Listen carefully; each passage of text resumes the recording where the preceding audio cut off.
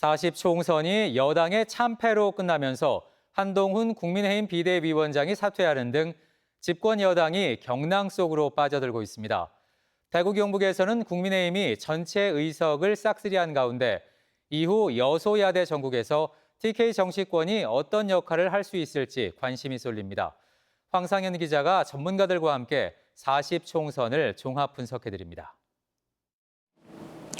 네, 배종찬 인사이트 K 소장, 김철현 경희대 특임교수 나오셨습니다. 자, 먼저 두 분, 여당이 참패한 이번 총선 결과 간단하게 평가를 좀 해주시죠. 소장님부터. 윤석열 대통령에 대한 엄중한 경고 또 심판이라고 봅니다. 민주당이 잘했다고 보기보다는 윤석열 대통령, 윤석열 정부의 국정 운영에 대한 엄중한 경고장이 주어진 그런 선거 결과로 보입니다. 교수님 어떻게 보세요?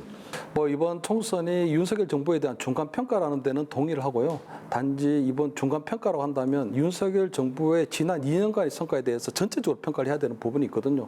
막판에 터져 나온 대파 논란, 그 대파로 인해서 모든 선거가 묻혀버린 느낌이 있어서 상당히 아쉽다는 그런 말씀을 드립니다. 네, 김 교수님. 그런데 TK 25개 선거구는 국민의힘 후보들이 싹쓸이 했고요.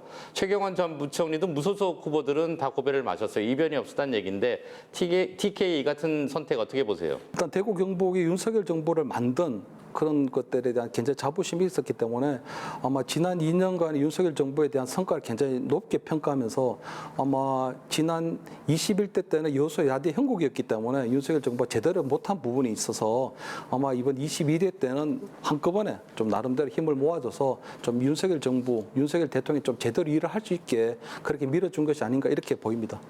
소장님, 선거 패배 직후에 한동훈 비대위원장이 사퇴했고 총리하고 대통령 참모진이 사의를 표명했어요. 이후에 정부와 집권 여당의 총선 패배 수습 방안 어떻게 방향이 잡힐까요? 가장 중요한 것은 대통령의 지지율을 끌어올려야 됩니다. 이번에 윤석열 대통령의 긍정 평가 평균이 대체로 한 36%인데 36%를 국회의원 의석수 300명으로 곱하면 108석이 나옵니다.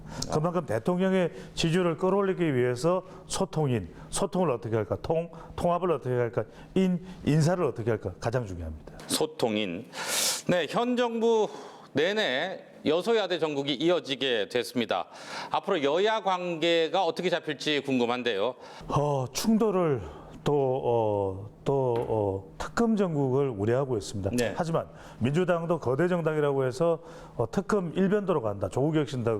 그러면 국민의 된소리를 맞을 수밖에 없습니다. 중요한 것은 민생을 위해서 더 치열하게 경쟁하는 모습을 국민들이 유권자들은 기대하고 있는 것이기 때문에 이럴 때 정부 여당의 해법은 우문현답. 우리의 문제는 현장에 답이 있다. 끝으로 이런 변화 속에서 TK 정치권이 어떤 역할을 할지 또 해야 하는지가 궁금한데요. TK 탱커입니다. 정말 현 정부의 이 핵심 기반이 바로 대구 아니겠습니까? 경북 아니겠습니까? 그럼 이럴 때 정말 해야 될 말을 하고 그리고 당내의 혁신에 대해서도 대구 경북이 더 파격적으로 더 혁신적으로 주도를 한다면은 대통령에게도 또 국민의힘에게도 단순히 총선 패배라는 게 영원히 가는 것이 아니거든. 새로운 기회가 만들어질 것으로 보입니다. 일단 TK가 보면 지금 이제 22대가 여소야대 형국이 됐기 때문에 윤석열 정부를 조금 안정적으로 뒷받침해야 될 필요가 있고요.